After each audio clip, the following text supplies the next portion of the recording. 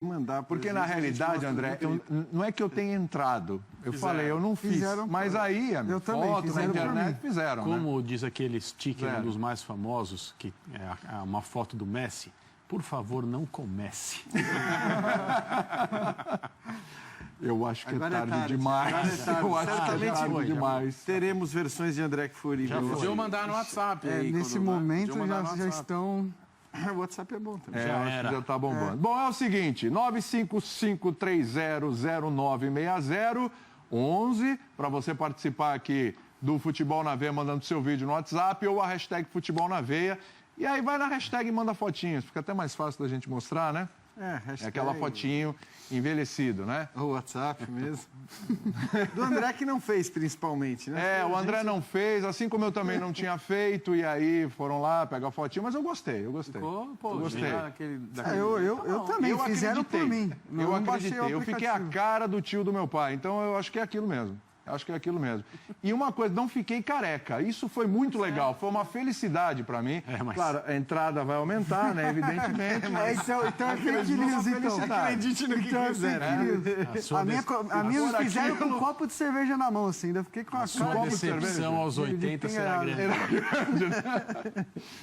Bom, é o seguinte, vamos falar agora de Palmeiras e Flamengo, dentro de campo, as coisas dando certo. Claro que o Flamengo não é uma equipe que carece dos títulos, a cobrança é essa. Para o Palmeiras os títulos já chegaram, mas são equipes de destaque em termos de administração e as finanças estão aí, não deixa eu mentir. César Grafietti falou sobre isso hoje, foi feito um estudo, né? Com relação aos números, finanças das equipes, a participação deles comparados com outras equipes no Campeonato Brasileiro. Foram 27 equipes estudadas, algumas não chegaram a mandar seus números, mas no total 27, entre Série A e Série B. E a gente vai falar sobre isso agora. Como Palmeiras e Flamengo já estão se desgarrando, né? E cada vez mais indo para um outro patamar em relação aos outros clubes. Os dois num patamar próprio. E aí vem os outros... já numa boa distância, hein? Só para falar uma coisa aqui rapidinho para a gente debater, os dois representam 25%, um quarto da renda, da geração, né, de renda do Campeonato Brasileiro. Vamos ouvir o César Grafietti e a gente vai continuar com esse assunto e com telas, explicando direitinho aqui no Futebol na Veia. Vamos lá? Toca o barco. Você cria um distanciamento tão grande entre esses clubes e o resto, que é uma indústria quando eles estão dentro e é uma outra bem pior quando eles não estão na conta. A espanholização, eu digo que criou um precedente ruim para os dirigentes dos outros clubes. É o precedente de que boa gestão dá resultado. Então, é uma pena, mas os outros vão ter que conviver com isso e melhorar suas gestões para poder encostar em Palmeiras e Flamengo. Quem sabe sirva como um bom exemplo, né? Dá só uma olhadinha no comparativo aí entre as principais arrecadações das duas equipes. Isso tirando como base o ano de 2018, tá? Então vamos lá. O Palmeiras teve uma arrecadação de 654 milhões de reais. O Flamengo, 536. Aí depois aparecem Cruzeiro, aparece São Paulo, não estou falando necessariamente na ordem, tá? A gente até tem, depois eu posso passar. Corinthians, enfim, mas aí da casa de 300 e pouco para baixo. Então já tem uma distância grande entre eles. Com receita de TV, o Flamengo está na frente, 222, o Palmeiras 137. Com receita de patrocínio, os dois estão ali. O Palmeiras tem 100, o Flamengo tem 90. Vendas de jogadores.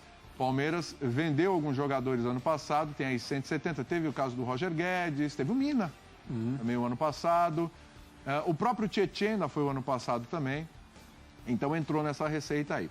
O Flamengo vendeu menos, tem 57 milhões. O Flamengo também precisou contratar mais nesse ano. E ali a gente tem bilheteria, né? Bilheteria / sócio-torcedor. Uma coisa é bilheteria, outra coisa é sócio-torcedor, tá? Mas juntando os dois ali, o Palmeiras tem um faturamento de 160 milhões, teve um faturamento de 160 milhões, e o Flamengo um faturamento ali de 93 milhões de reais, tá? Conclusão do momento do clube, a conclusão do estudo. O Palmeiras atingiu um patamar econômico-financeiro muito acima dos demais clubes. Consegue obter um enorme retorno dos seus torcedores. O Allianz Parque está sempre cheio, né? Fora o sócio-torcedor. O que vimos em 2018 é resultado de um trabalho iniciado lá em 2014. Portanto, 4 anos de trabalho, a gente está chegando no 5º. E o Flamengo, a conclusão do momento do clube, é um Flamengo forte. Hoje é uma potência econômico-financeira. Anos de austeridade, recuperação da imagem e trabalho colocaram o clube numa condição invejável. Tudo certo, tudo pronto, mas dirão que faltam os títulos. Acho que aí tem uma boa diferença já entre eles. O que dá para o Palmeiras é sempre um time que tem muita cobrança, é sempre um time que vai ter pressão, mas é um time que já entregou para o seu torcedor 2 títulos brasileiros, um título de Copa do Brasil nesse período, presença sempre certa em Libertadores, enfim. O Flamengo ainda não conseguiu entregar isso. É aí que está o ponto de virada do Flamengo, que pode ser esse ano, talvez ano que vem, mas que aí tem essa situação de emergência. É ver em campo o resultado de tudo isso que está sendo feito, né? Sem dúvida, acho que isso até, de alguma maneira, é óbvio, está muito claro, e por isso a pressão no Flamengo tem sido muito grande. Mas acho que até foi o próprio Verdinelli que trouxe um dia um estudo aí mostrando que houve uma evolução do ponto de vista desportivo do Flamengo nesse tempo. Não vieram os títulos ainda, mas o Flamengo passou a conquistar muito mais pontos, o Flamengo passou a chegar em finais. É o que a gente diz, no futebol, às vezes você ser campeão ou não é uma questão de detalhe, ali é por uma coisinha ou outra que você é campeão ou não. E acho que tudo indica que o Flamengo vai chegar à conquista de títulos em breve, né? Com esse cenário que a gente está vendo agora, com esse elenco, com toda a estrutura montada. Então, acho que a questão dos títulos, por mais que é claro que ela é essencial, como disse o André no bloco anterior, é a razão de ser de um clube de futebol, mas me parece que a ausência de título até aqui não pode ser apontada de maneira alguma como um fator para, de alguma maneira, a gente contestar o que é, sim, mais importante, que são esses números que a gente viu nos 2 casos. Eu acho que são números muito relevantes. Acho interessante aí uma observação sobre cada um dos números dos times. Do lado do Palmeiras, é muito interessante a gente ver que das 4 fontes principais de receita, a menor delas é o patrocínio. Então, para quem diz que o Palmeiras depende do seu patrocinador, que o patrocínio inflado, o patrocínio acima da média de mercado, que de fato é acima da média de mercado, é algo do qual o Palmeiras é dependente, não é assim e está muito claro ali, né? Das 4 receitas, é a que menos vale.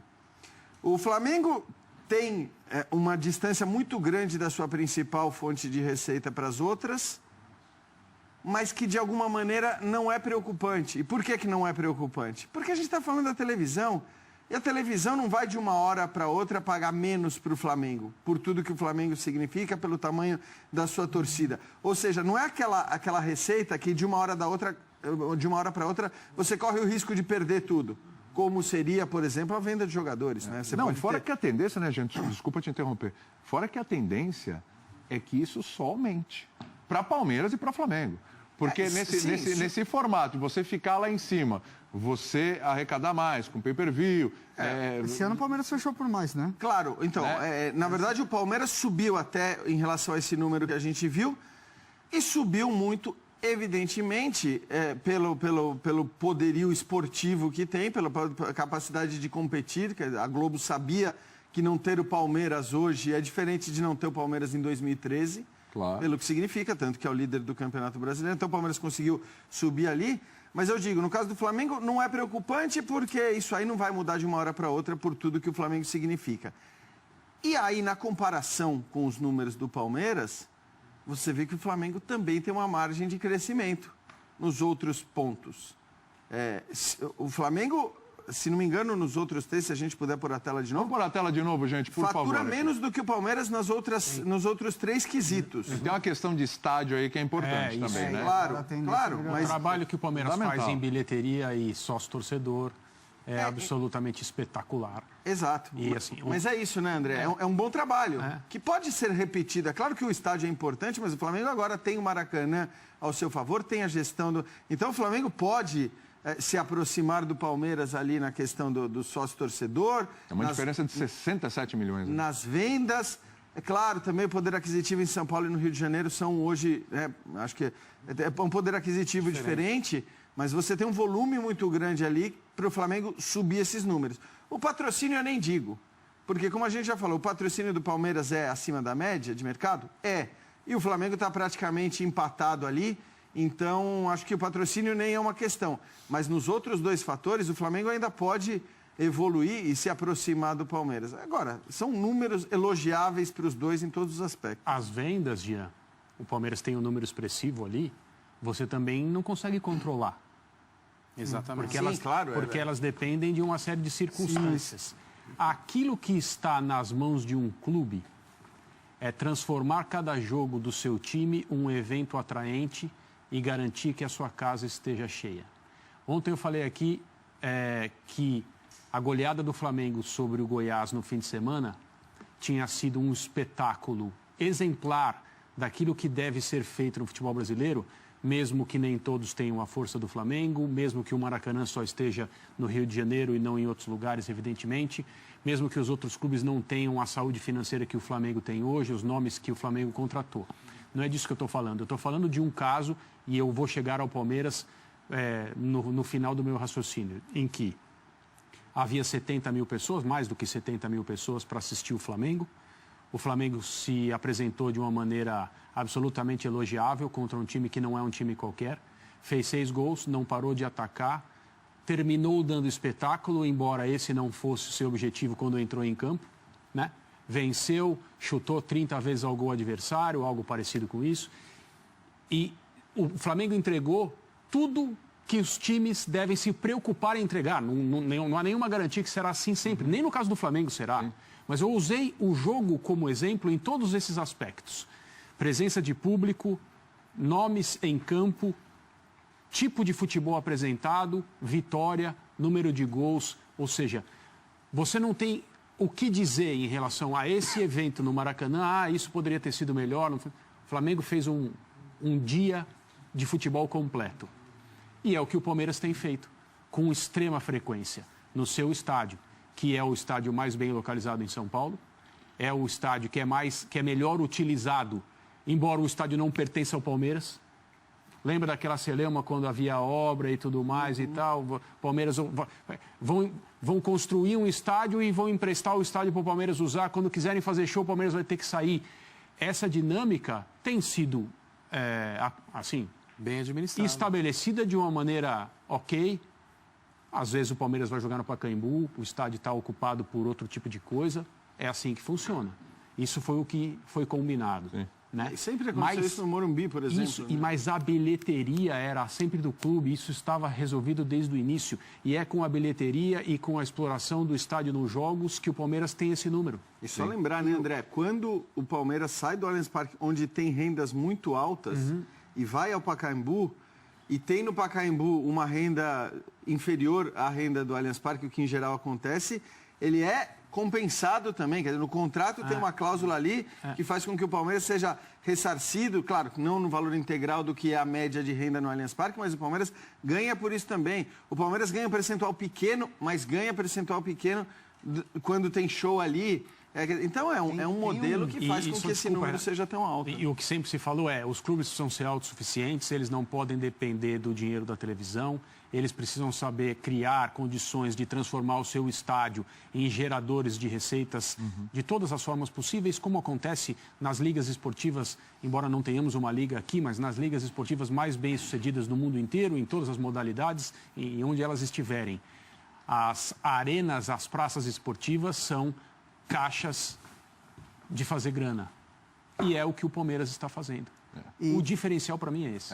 O Flamengo, nesse período, aqui não 2018, né, mas por exemplo 2016, um clube nômade, para lá e para cá. Então, agora tem a questão da gestão do Maracanã. Ele precisa acertar ainda isso. Sim. E acertar qual é, desculpa, Renato, e acertar qual é o valor ideal, o preço ideal, né, para o seu público. Não pode ser uma coisa muito absurda. De repente ele não vai conseguir atingir o Palmeiras aqui. Não, mas ele pode, de repente, ampliar um pouco. William, a gente tem que considerar que isso aí não está contando, não estamos falando de 2019, quando o Flamengo passou a jogar no Maracanã. Então, assim, automaticamente... Talvez isso aqui deva aumentar. Por mais que o Flamengo possa ser incompetente, não estou dizendo que até acho que não é, está bem, né? Tanto que os estádios estão sempre cheios. Mas mesmo que o Flamengo fosse incompetente, esse número de bilheteria de sócio já cresceria automaticamente. O plano de sócio-torcedor do Flamengo certamente pode melhorar. Sim. Acho que é um lugar onde o trabalho pode ser melhor e aí você vai crescer ainda mais. Então, a margem de crescimento do Flamengo em relação a 2018, nesse último item, ele é enorme. E sobre as vendas, acho que assim, as vendas é claro que é algo que a gente não tem que... Mas eu ia até pontuar sobre isso, como o Palmeiras mudou de perfil nos últimos anos, e às vezes a gente não para pensar, mas o trabalho que o Palmeiras fez nas suas categorias de base. Óbvio, é isso. Fernando, acho que está aí, Luan Cândido, acho que está aí para a Alemanha, o Fernando para o Shakhtar. 2018. Sim, e é um Palmeiras que, se a gente for olhar, hoje não se tem espaço no time profissional para os jovens. Então, o que o Palmeiras tem feito? Emprestou o Vitinho para o Barcelona, acabou não firmando, agora foi mais um jogador para o Getafe, que eu esqueci, parece que o Felipe Melo também volante. O João Pedro está aqui também. Sim, também está nesse bolo. Então, é um Palmeiras que fez uma revolução total na sua base, que era algo que se cobrava do Palmeiras em revelar e vender jogadores de base, que o Palmeiras não tinha essa cultura até um tempo atrás. O Palmeiras começou a captar, o Palmeiras investiu muito em captação, em ter gente olhando jogadores no Nordeste, no Sul. Tanto que o Palmeiras contratou muitos jogadores nos últimos 4, 5 anos, que estavam no Sub-15, no Sub-17, terminava de formar aqui, e mesmo entendendo que não ia usar esses jogadores, conseguia realocar esses caras. E aí começa agora as vendas. O Gabriel Jesus foi um cara que ainda, tecnicamente, esportivamente, rendeu, foi uma peça importante para o título, mas eu já até questionei algumas vezes, falo muito com o Cícero lá do Palmeiras, se vai ter espaço para esse pessoal da base. Mas muito claro que a estratégia é não necessariamente a gente vai usar esses meninos. Esses meninos podem dar o fluxo de caixa que a gente precisa e continuar formando times muito fortes. Sim. Porque, teoricamente, um time muito forte, um time com jogadores mais rodados, com uma mentalidade mais vencedora, te traz uma certeza maior do que meninos. Então, acho que até nesse aspecto o Palmeiras teve uma mudança cultural aí. Além de se reestruturar tudo, hoje o Palmeiras é uma equipe que forma e que, se você olhar hoje para o time sub-20 do Palmeiras, tem muitos jogadores de muita projeção ainda, que inevitavelmente, se não forem para o profissional e não renderem, podem render uma questão nesse sentido. O Flamengo, por outro lado, vendeu o Paquetá, tem o Renier aí no sub-20, que poderia estar até no sub-17, que é um jogador que é muito bem projetado lá fora. Também mudou muito sua base, a base do Flamengo nos últimos anos também tem revelado mais, mas talvez nessa saída, nessa negociação, e o mais curioso, às vezes você fala com o pessoal de fora, com gente que está envolvida em negociação, hoje para tirar um jogador do Palmeiras, o cara sabe que ele tem que vir com grana. Porque toda essa organização do Palmeiras, do Flamengo, equipes que se organizam, o time não está com a faca nos dentes, você tem que chegar e qualquer troco você leva porque ele precisa do dinheiro. Tem poder de negociação. Então, veja o caso do Dudu, por exemplo. Então, exatamente. Você consegue negociar. Eu acho que assim, os dois clubes de alguma maneira, em algum momento, foram criticados por certas vendas que fizeram. Agora, eu acho que, principalmente no caso do Vinícius Júnior, né, e também de alguma maneira do Paquetá, certas propostas são propostas que você não vai dizer não. Quer dizer, por melhor que você esteja financeiramente, você está falando de uma outra realidade. E é bom lembrar que as contratações que o Flamengo fez depois da saída desses dois jogadores, muito se deve à saída desses jogadores. Então, se hoje o torcedor do Flamengo está feliz com a presença do Gabigol, com a chegada do Bruno Henrique, com a chegada do Arrascaeta e do Rodrigo Caio, isso tem muito a ver com a saída do Paquetá e do Vinícius Júnior, né? Esse é um ponto. E acho que algumas vendas, mesmo de jogador do time, você não tem como não fazer. O mesmo se aplica ao Gabriel Jesus no Palmeiras.